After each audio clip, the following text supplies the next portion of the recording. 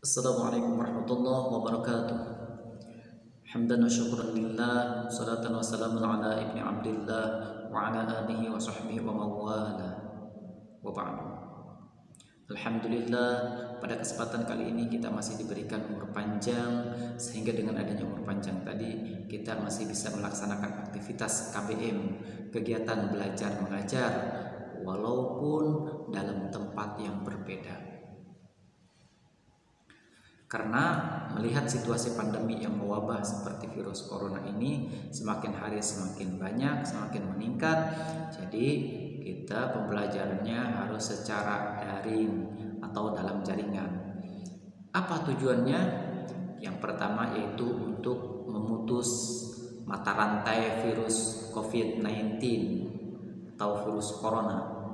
Kemudian yang keduanya yaitu supaya kita aman dan nyaman sehingga terhindar dari hal-hal yang tidak diinginkan. Nah, itu tujuannya.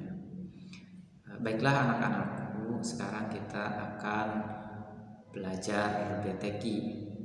Sebelum pembelajaran dimulai, terlebih dahulu kita akan membaca basmalah. Bismillahirrahmanirrahim. Nah, kemarin kita sudah belajar BTQ sampai bagian D, sampai menghafal.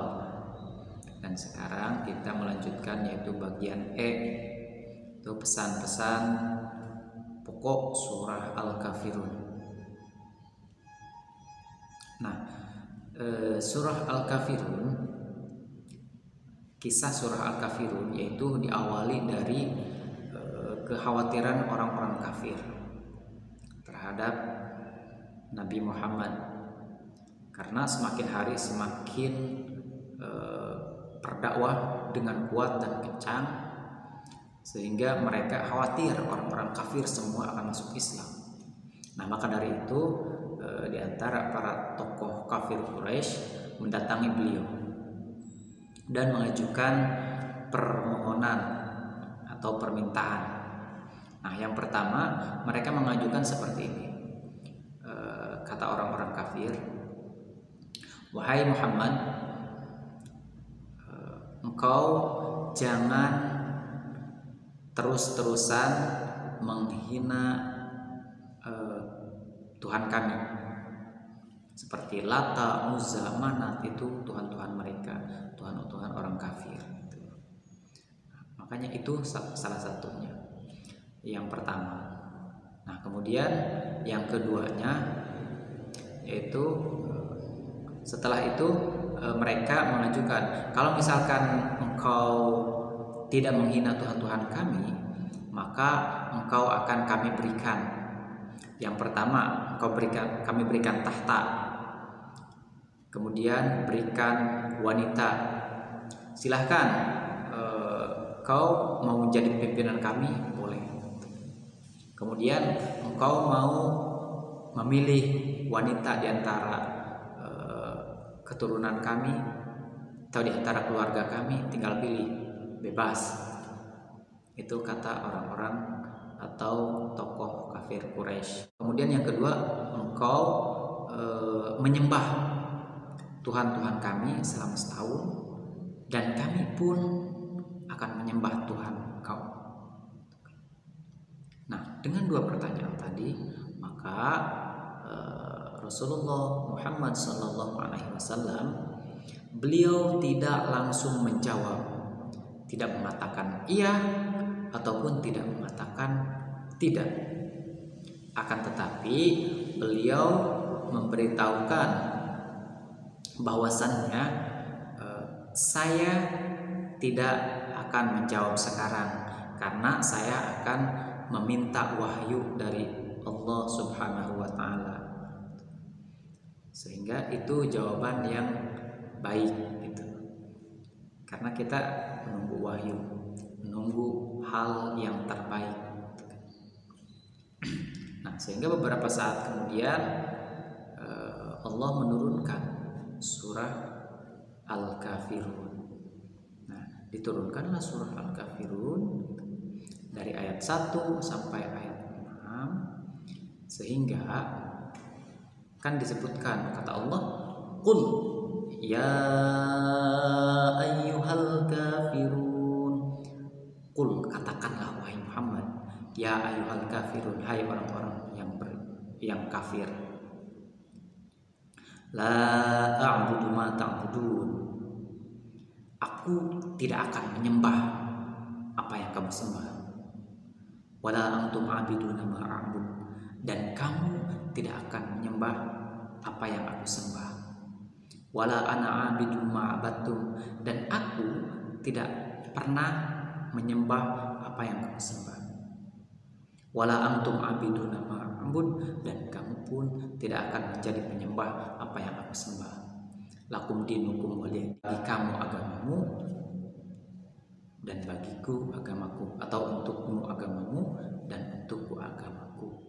Nah itu, sehingga dengan adanya ayat ini atau surat ini, maka orang Islam itu tidak boleh untuk menyembah hal-hal selain Allah. Jadi itu terserah. Kalau misalkan kalian mau menyembah, silahkan.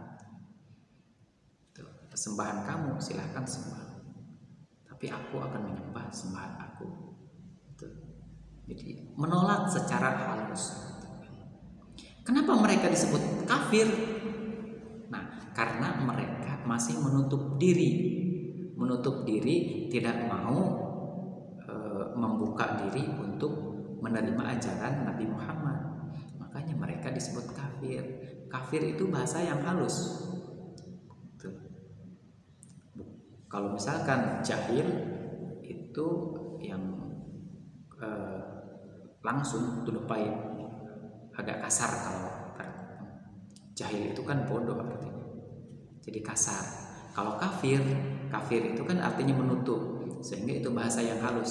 Mereka kalau disebut kafir itu enggak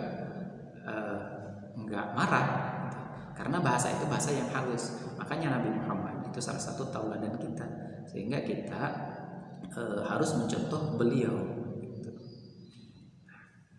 gitu. Maka dari itu kita harus hati-hati dalam beraudiensi juga. Itu Nabi walaupun seperti itu, tapi tetap harus hati-hati. Kemudian pesan pokoknya yang pertama yaitu kita harus mengesahkan Allah. Bukan berarti kita tidak mau toleransi terhadap mereka. Bukan tidak mau. Kita pun toleransi tetap. Dalam hal muamalah atau jual beli kita boleh. Dalam hal kerja, melalui kerjaan boleh. Dalam hal pembelajaran atau ilmu pengetahuan, bahkan sampai Nabi kan pernah memberitahukan bahwasanya utlubul ilma walau bisi, tuntutlah ilmu walaupun ke negeri Cina. Itu kan boleh di bidang ilmu pengetahuan. Kenapa di Cina? Ada apa? Nah, di Cina itu tentang kedokteran, ilmu kedokteran. Sehingga Nabi mengutus atau memerintahkan dari orang-orang Arab itu untuk belajar ke Cina tentang ilmu kedokterannya. Makanya disebut di Cina itu yang terkenal Ibnu Sin, atau kalau dalam bahasa Arabnya AVC dalam bahasa orang sananya.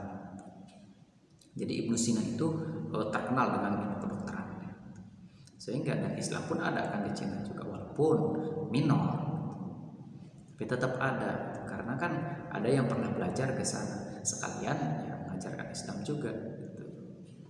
Maka dari itu yang pertama, pesan pokok yang pertamanya yaitu mengesahkan Allah. Hanya Allah lah, tidak ada Tuhan selain. La ilaha illallah, tidak ada Tuhan selain Allah, gitu ya. Itu untuk yang pertama ya. Kemudian yang keduanya yaitu hormati orang yang ada di sekeliling kita, entah itu orang Islam ataupun orang non-muslim. Kita harus saling hormati, toleransi, baik antar umat sesama maupun antar umat beragama. Ya, antar umat beragama itu kan dalam artian umat Islam bersama umat yang lain seperti Hindu, Buddha, Kristen gitu. Nah itu kita harus toleransi itu. Maka dari itu kita mulai untuk toleransi. Hanya yang tidak boleh toleransinya itu di bidang akidah dan ibadah gitu. Sehingga lakum dinukum waliyadin kalau dalam masalah ibadah ya. Tapi kalau dalam hal jual beli, belajar, pengetahuan, kemudian pertukaran pelajar, barter, itu bolehkan gitu. Bahkan kita membeli produk yang lain juga boleh gitu kan. Tapi hubbul waton minal iman, cinta tanah air atau produk tanah air itu minal iman, sebagian dari iman. Nah oke, untuk pembelajaran kali ini kita cukupkan. Dari Bapak cukup sekian, kurang lebihnya mohon maaf. Kalau yang benar itu datangnya dari Allah, kemudian kalau yang salah datang dari diri pribadi. Billahi taufiq wal hidayah wa ridwan minaya. Assalamualaikum warahmatullahi wabarakatuh.